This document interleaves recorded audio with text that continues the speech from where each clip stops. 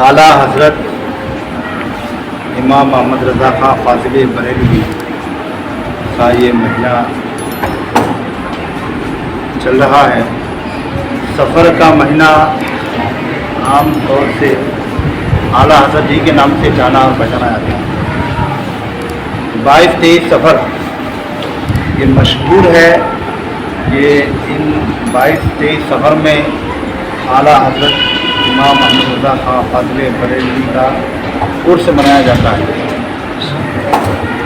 لیکن اعلیٰ حضرت امام محمد رضا خان فاضل بریلوی کی شخصیت اور آپ کی پہچان، اللہ نے آپ کو اتنا علم دیا تھا، اتنی صلاحیت اللہ نے آپ کو دیا تھا کہ آپ جدھر بھی گئے ہیں وہاں سکے بٹھا دیے ہیں۔ اعلیٰ حضرت کے بارے میں ایک واقعہ بتایا جاتا ہے کہ امام محمد رضا خان فاضل بریلوی اعلیٰ حضرت کی جب تعلیم کا ابتدا ہوا تھا، یعنی اعلیٰ حضرت امام محمد رضا خان فاضل بریلوی کی جب بسم اللہ خوانی ہوئی تھی، بسم اللہ خوانی جب اعلیٰ حضرت کی کرایا گیا تو ابھی اس وقت اعلیٰ حضرت کوئی کتاب نہیں پڑھے تھے، صرف بسم اللہ خوانی کرنے کے لیے اعلیٰ حضرت کے دادا محترم اور والد گرامی ایک استاد کو بلائے تاکہ اعلیٰ حضرت کی بسم اللہ خوانی ہو جائے۔ تو جب اعلیٰ حضرت کی بسم اللہ خوانی کے لیے استاد آئے تو استاد آنے کے بعد بیٹھتے ہیں اور اعلیٰ حضرت کو بھی بیٹھایا جاتا ہے آگے پڑھنے کے لیے۔ اس وقت اعلیٰ حضرت کی عمر پاک صرف 4 سال 4 مہینہ 4 دن کی تھی۔ 4 سال 4 مہینے 4 دن کی عمر میں اعلیٰ حضرت کی بسم اللہ خوانی کرائی گئی۔ اس سے یہ بھی سبق ملتا ہے کہ اگر ہمارے بچوں کی عمر اگر 4 سال 4 مہینے 4 دن کی ہو جائے تو ہم بھی اپنے بچوں کی بسم اللہ خوانی کرائیں۔ تو اعلیٰ حضرت کی بسم اللہ خوانی کے لیے جب استاد آئے، استاد آنے کے بعد کتاب کھولی گئی۔ کتاب جب کھولی گئی تو استاد اعلیٰ حضرت سے کہہ رہے ہیں کہ اے امام احمد رضا پڑھو بسم اللہ الرحمن الرحیم۔ تو اعلیٰ حضرت بسم اللہ الرحمن الرحیم پڑھنا شروع کیے۔ استاد پڑھا رہے ہیں بسم اللہ الرحمن الرحیم اور امام محمد رضا نے اعلیٰ حضرت پڑھنا شروع کر دیا۔ بسم اللہ الرحمن الرحیم کے بعد پھر اعلیٰ حضرت کو الف شروع کراتے ہیں۔ استاد بولتے ہیں احمد رضا پڑھو الف، تو اعلیٰ حضرت الف پڑھتے ہیں۔ پھر استاد حسب دستور جیسے بچوں کو پڑھایا جاتا ہے، الف کے بعد با پڑھاتے ہیں، پھر تا پڑھاتے ہیں، پھر تا پڑھاتے ہیں، جیم پھر ہا پڑھاتے ہیں۔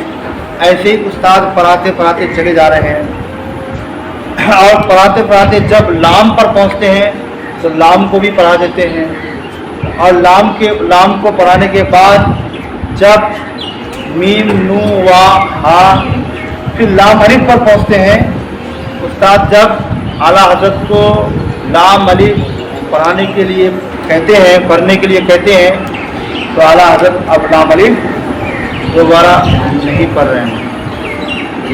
اعلیٰ حضرت سے استاد کہہ رہے ہیں بیٹا آپ پڑھو لام الف، تو اعلیٰ حضرت فرماتے ہیں کہ میں لام الف نہیں پڑھوں گا، میں لام الف نہیں پڑھوں گا۔ ادھر دادا جان بھی ہیں اور والد محترم بھی ہے، سب دیکھ رہے ہیں کہ استاد محترم اعلیٰ حضرت کو لام الف پڑھنے کے لیے بول رہے ہیں، لیکن اعلیٰ حضرت پڑھ نہیں رہے ہیں۔ آخرکار استاد نے پوچھا اے امام محمد رضا آپ لام الف کو کیوں نہیں پڑھ رہے ہیں؟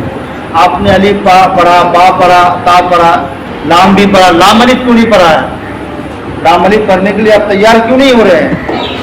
تو اعلیٰ حضرت نے کہا اے میرے استاد محترم میں لام الف اس لیے نہیں پڑھ رہا ہوں کیونکہ میں لام الف کو تو پڑھ لیا ہوں، ابھی آپ نے اوپر میں الف پڑھایا، بیچ میں لام پڑھایا، پھر میں یہ دوبارہ لام الف کو کیوں پڑھوں؟ یعنی حاصل کی ہوئی چیز کو دوبارہ کیوں حاصل کروں. یہاں سے ایک نقطہ مل رہا ہے کہ اعلیٰ حضرت وقت کی قدر کو بیان کرنا چاہتے ہیں کہ ہم نے الف کو بھی پڑھا ہے, باء و لام کو بھی پڑھ لیا, پھر دوبارہ ہم اسی سبق میں لام الف ملا کے کیوں پڑھوں؟ میں تو اوپر میں لام الف حاصل کر لیا, اب دوبارہ الف لام الف کو کیوں پڑھوں؟ جب اتنا کہنا تھا استاد محترم کھڑے ہو کر کہنے لگے, کھڑے ہو کر لوگوں سے کہنے لگے, اے دنیا والوں, آج کان کھول کر سن لو, میں اس کا استاد ہوں, اسے اس کی بسم اللہ خوانی کرانے کے لیے آیا تھا, لیکن امام احمد رضا نے ہمیں سکھا دیا, امام احمد رضا نے ہمیں سکھایا کہ الف کو بھی میں نے پڑھ لیا اور لام کو بھی میں نے پڑھ لیا, اب دوبارہ لام الف کو میں کیوں پڑھوں؟ یہ مجھے امام احمد رضا نے سکھایا. اس کے بعد استاد برجستہ اعلان کر دیے کہ دنیا والوں دیکھ لو, جو بچہ کہہ رہا ہے کہ لام الف کو میں دوبارہ کیوں پڑھوں, یہ کوئی اور حضرت نہیں بلکہ اعلیٰ حضرت ہی ہو سکتا ہے. یہ کوئی اور حضرت نہیں, اعلیٰ حضرت ہی ہو سکتا ہے. اس لیے کسی شاعر نے کہا ہے, وادی رضا کی کوہ ہمالا رضا کا ہے, جس سمت سے دیکھیے وہ علاقہ رضا کا ہے.